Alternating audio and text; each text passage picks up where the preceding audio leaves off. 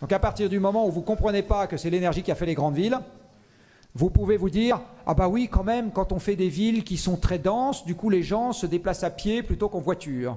Ouais, c'est tout à fait vrai. Sauf que les grandes villes très denses n'existent que si vous avez beaucoup d'emplois de services, donc beaucoup d'énergie dans le pays, beaucoup de PIB. À ce moment-là, du reste, les gens des grandes villes denses ont beaucoup de pouvoir d'achat, et comme ils n'aiment pas vivre dans les cages à lapins, ils vont passer le week-end au Maroc. Je ne sais pas si vous avez vu le sketch de Groland, là, voilà, c'est exactement ça.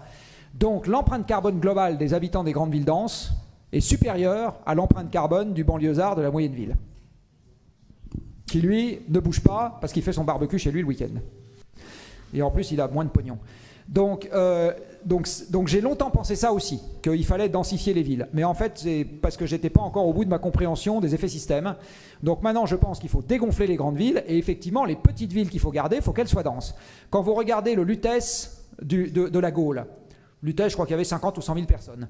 Pourquoi est-ce qu'il y avait 50 ou 100 000 personnes? Parce qu'à l'époque, avec l'agriculture qu'on était capable d'avoir, eh bien, 1 ou 2 journées de charrette à bras, là, pour en revenir à ce que je disais, vous délimitez un disque agricole qui était capable de nourrir 50 à 100 000 personnes.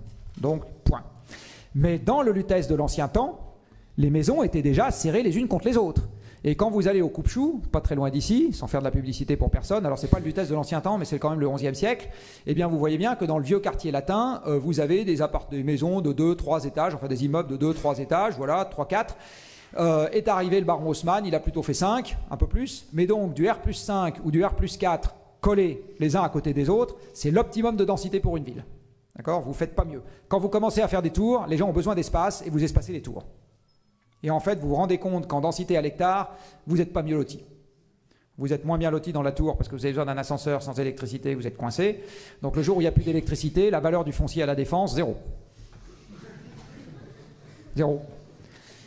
0, parce que le PDG de Total ne montera pas à pied au 50e étage de la tour, je vais vous assurer. Enfin, il le fera peut-être une fois par mois, parce que mais il ne fera pas ça tous les jours. Donc voilà un exemple. Le foncier à la Défense dépend en totalité du fait qu'on ait de l'énergie. En totalité, sinon ça ne vaut plus rien. Voilà, donc les villes qui restent, donc la ville optimale, c'est Cahors, si vous voulez, 20 000 habitants, tout dans le mur d'enceinte, très dense, et vous faites 1 kilomètre et vous êtes dans votre jardin potager, vous faire pousser vos tomates. Voilà. Alors je ne dis pas qu'il faut que toutes les villes fassent 20 000 habitants, mais c'est imagé ce que je voulais dire. Et le Paris du baron Haussmann doit faire 1,5 million d'habitants, et déjà à l'époque, vous avez les carrioles à cheval, les trains, etc., qui commencent à être capables d'acheminer des marchandises en grande quantité vers Paris. Hein. Donc ça vous donne une petite idée. Et une mégapole à 10 millions d'habitants, c'est juste pas vivable. Alors le problème, évidemment, c'est qu'on est passé de la France agricole à la France d'aujourd'hui de 30 millions d'habitants à 65. Et qu'est-ce qu'on fait des 35 supplémentaires? Et ça renvoie au débat que je viens d'avoir juste avant. Je pense que, je ne sais pas ce qu'on en fait, mais si on passe de 35 à 40, on s'en rend encore moins. Ça, c'est sûr.